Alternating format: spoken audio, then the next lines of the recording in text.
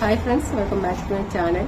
ഇപ്പൊ പേളിയും ആണിയെയും എപ്പോഴും പലരും സോഷ്യൽ മീഡിയ മുഴുവൻ ദിയ കൃഷ്ണയെ കമ്പയർ ചെയ്ത് സംസാരിക്കുന്നുണ്ട്. രണ്ട് വ്യക്തികളാണ്, രണ്ട് സ്വഭാവമാണ് എന്ന്. പക്ഷേ പേളിമാണി ഈ അടുത്ത് അവരുടെ വീട്ടിൽ നിൽക്കുന്ന കുട്ടികളെ നോക്കുന്ന ആ പെൺകൊച്ചിന് മാലയും ബ്രേസ്ലെറ്റും ഒക്കെ കൊടുത്തേണ്ടതായിട്ട് അതിനെപ്പറ്റി വിമർശിക്കുന്ന, ഒരു കൈ കൊടുക്കുന്ന മറു കൈ അറിയരുത്. അത് വ്ളോഗിലിട്ടത് ആൾക്കാരെ കയ്യിലെടുക്കാൻ വേണ്ടിയുള്ള പേളിമാണിയുടെ നമ്പറാണ്. ക്യാമറയ്ക്ക് മുന്നിൽ പേളിമാണി തിരിക്കുമെങ്കിലും ക്യാമറയ്ക്ക് പുറകിൽ അങ്ങനെയല്ല എന്നൊക്കെ പറഞ്ഞ് ദിയ കൃഷ്ണയുടെ ഫാൻസ് പറയുന്നത്. അപ്പം ആദ്യം നമുക്ക് അത് നിങ്ങൾ കണ്ടാണ്, എന്നാലും ജസ്റ്റ് ഒന്ന് കണ്ടുപോകാം. ആ ഒരു സീന് പേളിമാണി കൊടുക്കുന്നതും കണ്ണു നിറയുന്നതും ആ ഒരു സീൻ കണ്ട പലരുടെയും കണ്ണു നിറഞ്ഞത്. കാരണം ഒരു വീട്ടിൽ നിൽക്കുന്ന ആൾക്കാരെ അത് ഒരുമാതിരി പുച്ഛത്തോടെ കാണുന്നതാണ് മലയാളികളിൽ കുറച്ചേലും പേരുടെ ഇത്. കുറച്ചുപേരെ വേലക്കാരെ അങ്ങനെ ഒരു രീതി കാണാതിരിക്കുള്ളൂ. കുറെ അധികം ആൾക്കാർ ഇപ്പോഴും ആ ഒരു മേൽക്കോയ്പം വെച്ച് വായി തോന്നിയെല്ലാം പറയുകയും അങ്ങനെയൊക്കെയുള്ള രീതിയാണ്. മലയാളികൾക്ക് അങ്ങനത്തെ ചില വൃത്തികെട്ട സ്വഭാവമൊക്കെ കൊച്ചന്മാര് കളിക്കലൊക്കെ ഉള്ളതാണ്. ഒന്ന് വേണം എങ്ങനെ എഴുത്തിലിട്ടോ ഇത് എനിക്കറിയത്തില്ല. അതെ നോക്കട്ടെ.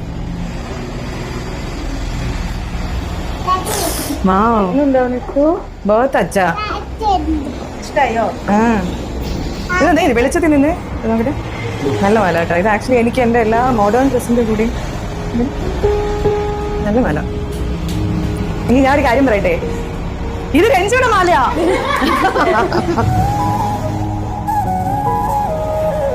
അച്ഛാ നിനക്ക് ഗോൾഡ് വേണമെന്നൊരു ആഗ്രഹം ഉണ്ടായിരുന്നാ? അവള് പ്രതീക്ഷിച്ചില്ല. ശരിക്കും നല്ല രസമില്ല, അവർക്ക് ചേരുന്നില്ലേ? വൺ മോർ തിങ് ഉണ്ട്, ഇത് നിനക്കാണ്. മറ്റേ സെറ്റ്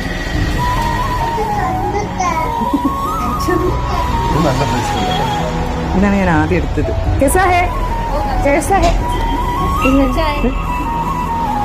നിങ്ങൾ ഇട്ട് കാണിച്ചു തരാം. ഏത് കയ്യിലിടണ്ടേ? ഇത് റഫ് യൂസ് ഒക്കെ ചെയ്യാം. ഇതൊന്ന് സൂക്ഷിക്കാൻ അവർ പറഞ്ഞു. ഇത് ഭയങ്കര സോഫ്റ്റ് ആണ്, പൊട്ടിപ്പോവും. പക്ഷെ ഇത് നീ എത്ര വേണമെങ്കിലും നിനക്ക് ഇടാം, കുഴപ്പം. കറക്റ്റ്.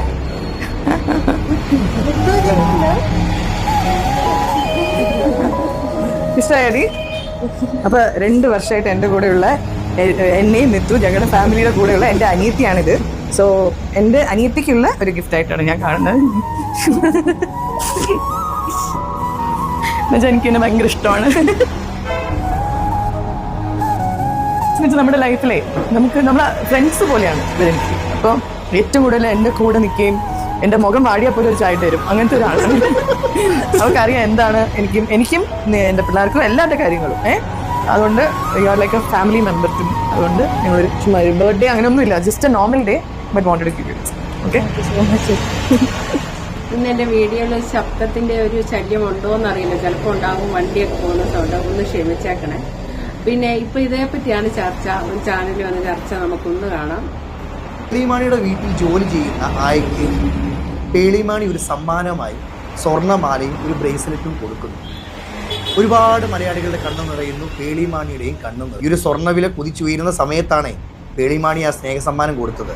പക്ഷെ ഇതിന്റെ കമന്റ് ബോക്സുകളിൽ വരുന്നൊരു രസകരമായ ഒരു കാര്യം എന്ന് പറയുന്നത്, ദിയ കൃഷ്ണ കണ്ടു പഠിക്കുക, ഇതാണൊരു മാതൃസ്നേഹം, അല്ലാതെ വഴിയിൽ കൂടെ പോകുന്നവരെ എനിക്ക് അമ്മയെന്ന് വിളിക്കാൻ പറ്റില്ല എന്ന് പറയുന്നതല്ല. നിമിഷ കണ്ടിരുന്നു? തീർച്ചയായും സത്യം പറഞ്ഞൊരു സന്തോഷമുള്ള വാർത്തയായിരുന്നു അത്. പക്ഷെ അതിലും രസകരമായ കമന്റുകളാണ് വന്നത്. ഈ സന്തോഷ വാർത്ത പങ്കുവെക്കുമ്പോഴും ആൾക്കാരുടെ ഒക്കെ ആവേശം ദിയ കൃഷ്ണയെ തെറി വിളിക്കുന്നതിൽ. അല്ല, ഇതിലിപ്പം പേളിമാണി വീട്ടുജോലി ചെയ്യുന്ന ആയിക്ക് സ്വർണ്ണമാലയും ബ്രേസ്ലെറ്റും മേടിച്ചു കൊടുക്കും. അതിന്റെ കമന്റ് ബോക്സിൽ ദിയ കൃഷ്ണയെ ഇങ്ങനെ പൊങ്കാലിയുടെ കാരണം എന്തായിരിക്കും? പക്ഷെ അതിൽ പൂർണ്ണമായിട്ട് തെറ്റ് പറയാനും പറ്റില്ല. കാരണം പേളിമാണിയുടെ ഒരു ഗസ്റ്റർ അല്ലെങ്കിൽ ഈ പറയുന്ന പർട്ടിക്കുലർ ആയയെ വിളിക്കുന്നത് തന്നെ ചേച്ചി എന്നാണ്. എൻ്റെ കൂടപ്പിറപ്പിനെ പോലെയാണ് ഞാൻ കാണുന്നത്, ഒരായായിട്ടല്ല. സ്വന്തം അമ്മായിയമ്മയെ അമ്മ എന്ന് വിളിക്കാൻ പറ്റില്ല എന്ന് ഒരു ഭാഗത്തു നിന്ന് ദിയ കൃഷ്ണ പറയുന്നു. അതേസമയം വീട്ടിലെ ആയയെ എൻ്റെ സ്വന്തം സഹോദരിയെ പോലെ കാണുന്നു എന്ന് പറഞ്ഞ് ചേച്ചി എന്ന് വിളിക്കുന്നു. അപ്പോഴും പേളിമാണി പറഞ്ഞിട്ടില്ല ഇത് ആയയാണോ വീട്ടുജോലിക്കാരിയാണോ, ചേച്ചി എന്നാണ് അഭിസംബോധന ചെയ്തത്. ഇപ്പോൾ രണ്ട് വ്യത്യസ്തമായ വ്യക്തികളാണ്. പേളിമാണിക്ക് ഒരു വ്യക്തിത്വം, ദിയ കൃഷ്ണയ്ക്ക് മറ്റൊരു വ്യക്തിത്വം. രണ്ടുപേരും 2 വ്യത്യസ്തമായ രീതിയിലാണല്ലേ വളർന്നു വരുന്നത്. പക്ഷെ നമുക്കതിനെ ശരിക്കും പറഞ്ഞാൽ കമ്പാരിസന്റെ ഒരു ആവശ്യമില്ല. എന്നിരുന്നാൽ കൂടെ എങ്ങനെ ഒരാളെ അഭിസംബോധന ചെയ്യാം, അല്ലെങ്കിൽ എങ്ങനെ ഒരു സാഹചര്യത്തെ മാറ്റാന്നുള്ള ഇതിനാണ് ആൾക്കാർ കമ്പാരിസൺ ചെയ്യുന്നത്. ദിയ കൃഷ്ണ ഇത് കണ്ടുപഠിക്കണം. ചേച്ചി ഈ വിമർശനം നടത്തിയത് വളരെ കറക്റ്റായിട്ട് എനിക്ക് തോന്നി. കാരണം വീട്ടിൽ നിൽക്കുന്ന വേലക്കാരിയാണ് അവർ ചേച്ചി എന്ന് വിളിക്കുന്നത്, ഒരു അനിയത്തി എന്നാണ് കരുതുന്നത്. പിന്നെ വ്ളോഗ് ഇട്ട് കാശുണ്ടാക്കാന്ന് പറഞ്ഞാൽ ആ വ്ളോഗ് ഇട്ട് കാശുണ്ടാക്കിയിട്ട് പുള്ളിക്കാരത്തി മറ്റാർക്കും ഒന്നും കൊടുക്കാതെ ഇരുന്നില്ല. ഇപ്പൊ പബ്ലിസിറ്റിക്ക് വേണ്ടിയാണേലും ആൾക്കാരുടെ ഇഷ്ടം നേടാനാണേലും ഇന്നത്തെ കാലത്ത് സ്വർണത്തിന്റെ വില നിങ്ങൾക്കറിയാം. ഒരു മാലയല്ല കൈച്ചേനും കൂടെ കൂടി മേടിച്ചു കൊടുത്തിട്ടുണ്ട്. അപ്പൊ ആ കുട്ടി അവിടെ ചെയ്ത സേവനങ്ങളിലും ഈ ഒന്ന് വിഷമിച്ചിരിക്കുന്ന കണ്ട അപ്പൊ ഒരു ചായ വേണോ എന്ന് ചോദിക്കുന്ന ആളാണ് ആ വന്നു നിൽക്കുന്ന കുട്ടി. ആ കുട്ടിയുടെ ആ മര്യാദ, പേളിയോട് കാണിച്ച മര്യാദ പേളിക്ക് തിരിച്ചുണ്ട്. അല്ലാതെ പേളി വലിയ കൊമ്പത്തെ ആളാ, എനിക്ക് വരെ ഒന്നും മൈൻഡ് ചെയ്യണ്ട എന്നുള്ള രീതിയിലുള്ള അഹങ്കാരം പേളിക്കില്ല. പേളിയെ പറ്റി പറയുമ്പോൾ ഇതിനു മുന്നേ ഒരമ്മ പേളി കാറയിലോട്ട് കയറാൻ, ഏതോ ഇനാഗ്രേഷന് പോയപ്പോ കാറയിലോട്ട് കയറാൻ വേണ്ടി പോയപ്പോ ചെന്നപ്പോ അവരെ കൈ പിടിച്ച് കുലുക്കുമ്പോ ആ കൈക്കുള്ളിൽ കുറച്ച് പൈസ എടുത്ത് വെച്ച് ആരും കാണാത്ത രീതിയിൽ കൊടുത്തു. പക്ഷെ മീഡിയക്കാർ കണ്ടത് ഇട്ടിട്ടുണ്ട്. അപ്പൊ പേളിക്ക് അങ്ങനെ അലിവുള്ള ഒരു മനസ്സുണ്ട്. അത് പേളി അഭിനയിക്കുന്ന എന്നൊന്നും എനിക്ക് തോന്നുന്നില്ല. അപ്പൊ ബാക്കി ഇതൊക്കെയുടെ ഒന്നുമില്ല. കാരണം പുള്ളിക്കാരത്തിയുടെ എനിക്ക് തോന്നിയിട്ടുള്ളത് വളരെ ഓപ്പൺ ആയിട്ട് പുള്ളിക്കാരത്തി ഒന്നും ചിന്തിക്കാതെ സംസാരിക്കുന്നു. അപ്പം ദിയ കൃഷ്ണ ഇഷ്ടമായിട്ടുള്ള നിമിഷയുടെ ഭർത്താവിന്റെ അമ്മയെ വഴി കൂടെ പോന്ന അമ്മയെന്ന് വിളിക്കുമോ? അങ്ങനെ വിളിക്കില്ല.